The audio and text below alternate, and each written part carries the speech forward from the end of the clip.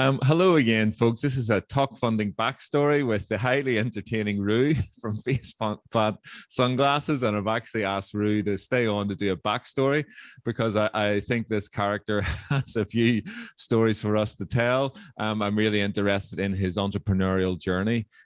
Rue, in the main interview and part of the deep dive, you were speaking that to produce these really highly sustainable sunglasses, you're actually, like, this has been a really journey from you from childhood. Really, you're working with childhood friends, and also one of the reasons why you're doing these sustainable sunglasses is because you were, windsurfer instructor, etc. So your whole life is in adult life so far has been in the outdoors, whether it's in the ocean or up the mountains.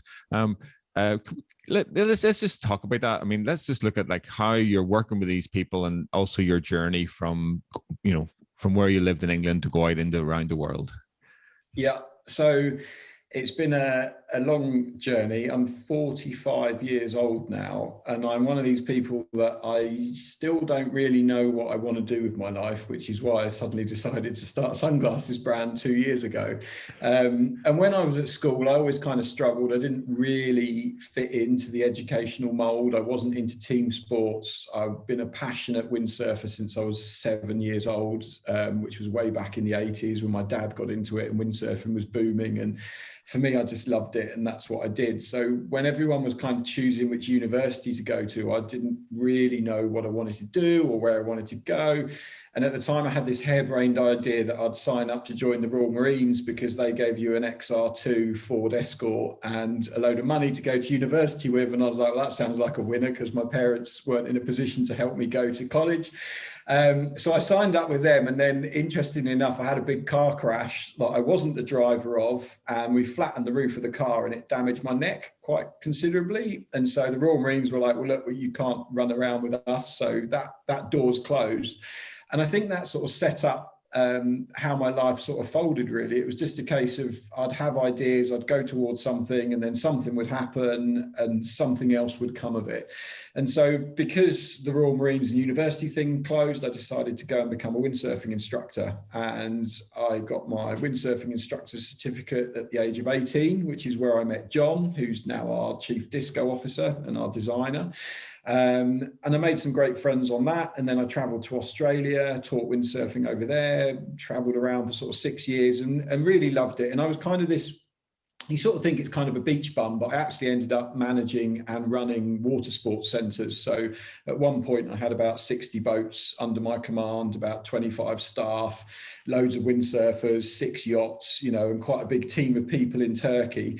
But all the time I'd sort of be sitting there and you'd chat to people in the evening, and they were doctors and lawyers and all these people, and they had pots of money and they sort of knew what they wanted to do with themselves. And I'd just be like, oh, maybe I want a bit of that. So I made perhaps the worst decision in my life, which was to come back to England and get a proper job. And to this day, I'm like, why on earth did you do that? So I came back to England, got a proper job, and ended up having an accident windsurfing, broke my knee really badly, couldn't walk for 6 months, was hobbling around waiting for an operation on the NHS. And in that time, obviously, I needed to earn some money. So I was working on crutches at a mobile phone store that was near to my parents' house. And that was interesting. That's sort of my first proper expose into sales and, selling mobile phones in the 90s. That was quite a good way to make a bit of cash. And then from there, I went on to work for a local newspaper. So that was my first introduction into publishing. And I think after my knee recovered, I got into kite surfing, which is a huge water sport now, and I ditched windsurfing, kite surf the whole time. And that kind of led me to really love it. And with windsurfing, I was too young to really be involved at the beginning. So I was there when it was starting, but I was only 7 years old. So by the time I was old enough to perhaps get a job in that industry, all the jobs were gone. And with kite surfing, I was quite sort of fresh and I was new, and I ended up managing to get a job as the editor of the UK Kite Surfing magazine, which was great. And at the time I was moonlighting. I was working for Bupa, which is a healthcare company selling health insurance, because it was a job that meant I could go kite surfing all the time because I was working in the evenings, and I was also sort of doing this editorial role. And so I'd had sales experience in publishing. I'd done the editorial side of publishing. And around 2006, myself and my brother, he was a bit of a computer whiz, we just decided, let's start a publishing business and, you know, make digital magazines. And back in 2006, the idea of a magazine being on your computer was kind of harebrained. So we were pioneers of that technology, built it all ourselves. And we've got a very successful publishing business in the sports world. So we do mountain bike magazines, kite surfing magazines, and surf magazines as well. And they're really popular. We've got a great team of about 20 people that work for us, and that goes brilliantly.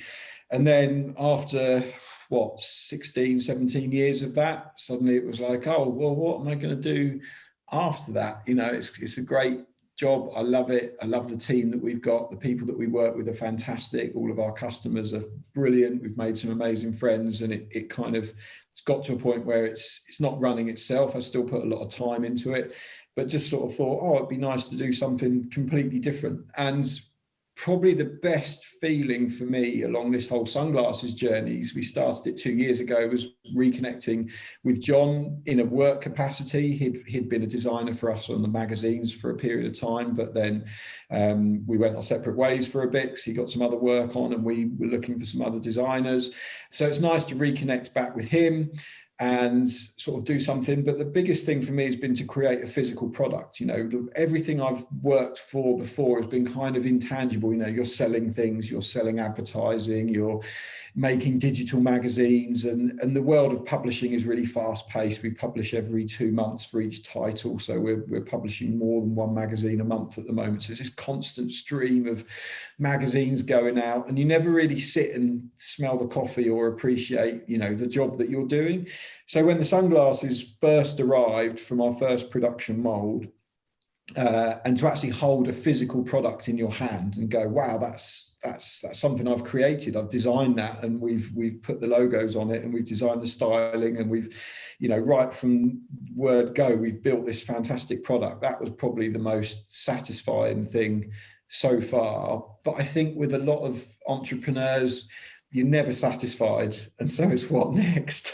I've discovered this through a bit of counselling recently, that I will never be happy with wherever I'm at. It's always going to be, well, what next? What next? So after about 5 minutes of going, wow, this physical product's awesome, now it's like, right, what's the future of Faceplant? Where are we taking it? What are we going to be doing next summer? Where are we going to be? And everything like that. And I think I'd like to think I've got about another 5 or 6 years of that left in me, and then maybe I'll sit back and stop. But then maybe I won't, who knows? Well, I think I'll be interviewing you in 10, 15 years time, and you'll be doing something else. Rui. So, Rui, thank you very much for sharing your backstory on Talk Funding today. Rui's Faceplant sunglasses are live on Kickstarter, and all the links will be in the video description below. Thank you so much, my friend. Bye now. Thank you very much for your time, Alan. Cheers. Bye.